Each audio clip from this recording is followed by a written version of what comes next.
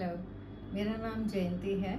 मैंने ये YouTube channel आप सबके लिए शुरू करा है ताकि मैं अपने एक्सपीरियंसेस, प्रॉब्लम्स और जो भी सब मेरे हैं मैं शेयर कर सकूं। 25 साल मैंने नौकरी करी, high on the top of the world, और सारी जिम्मेदारियां निभाते निभाते जब रिटायर हुए, ज़िंदगी अच्छी लगने लगी, सब कुछ सेट था, बच्चे की एंगेजमेंट हुई थी, तब मुझे पता चला कि मुझे कैंसर हुआ है। मुझे कैंसर ज़िंदगी में 3 बार हुआ और मैं आपसे अपने ये सारी प्रॉब्लम्स और जो भी मैंने फेस करा वो सब आपको बताना चाहती हूँ, ताकि जो लोग समझना चाहते हैं, जो मुझे किसी ने कुछ नहीं बताया, मैंने हर बैटल अकेले लड़ा है, मैं आप सबके साथ वो शेयर कर सकूँ। अब मैं आपको ले चलती हूँ 21 साल पहले, जब मैं अराउंड 50 की थी। तब मैंने जॉब छोड़ के, सब कुछ सही था, बच्चे की एंगेजमेंट तब शुरू हुई थी, तब रोका होने के बाद उसकी एंगेजमेंट हुई नहीं थी। उसके बाद मुझे 2 साल पहले से ही ब्रेस्ट में लंप था। तब वो लंप ना बड़ा हुआ ना छोटा, उसका मैंने मैमोग्राफी भी करवाई थी, तब उसमें कुछ नहीं निकला था। और जब इसकी एंगेजमेंट होने वाली थी, तब जब कहते हैं घर में शादी होता है, माहौल होता है, लोग बाग शॉपिंग के लिए जाते हैं, खुशियाँ होती हैं, उस समय जा रहे थे तो लगा एक बार डॉक्टर को दिखा देती हूँ।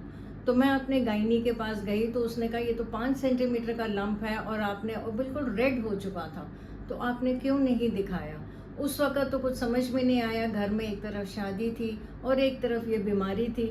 मैंने सोचा मेरे साथ तो भगवान इतना बड़ा अन्याय नहीं कर सकते। I can't be the 8th woman to have a cancer. But ये सब बातें बात की होती हैं, जिसको जो होना होता है वो होता ही है। Again it started a series of test. मैं अकेली हॉस्पिटल गई और वहाँ पे जाके मैंने ऑनको से बात करी, उन्होंने कहा एफएनएसी करानी पड़ेगी। तब कराया and my daughter was at how, घर पे आराम से बैठी हुई थी कि भी चलो मम्मी दिखाने गई हैं, अभी आ जाएंगी। वो रिपोर्ट भी शाम को आने वाली थी।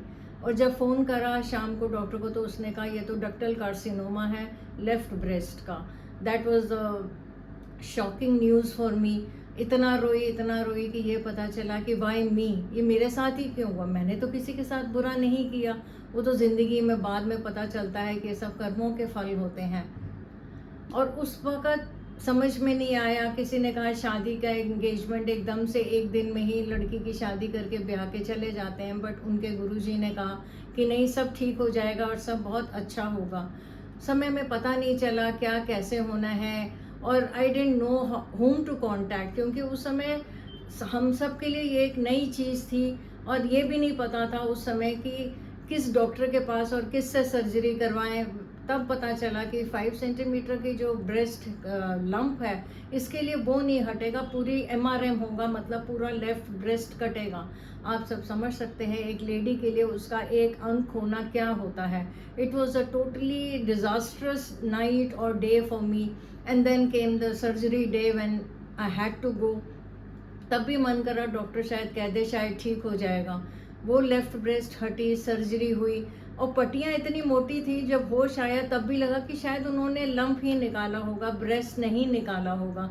बिकॉज बीइंग अ लेडी ये समझ नहीं आता कि ऐसा भी कुछ हो सकता है हमारे साथ। और इसके साथ एडेड डिसएडवांटेजेस इतनी होती हैं कि जब पट्टी खुलती है तो आप पता चलता है जी आपके साथ एक 18, मेरे तो 18 लिम्फ नोड कटे थे। वो लिम्फ नोड्स भी काट देते हैं, जिसकी वजह से आपको लिम्फोडीमा हो जाता है, जिस साइड का भी ब्रेस्ट होता है। फिर उसकी फिजियोथेरेपी कराओ क्योंकि हाथ तो उठता ही नहीं है।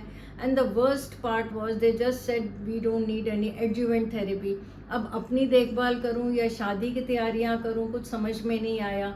बच्चे भी परेशान। माई सन वॉज इन द 7th और 8th क्लास, बहुत छोटा था, उसको तो समझ भी नहीं थी।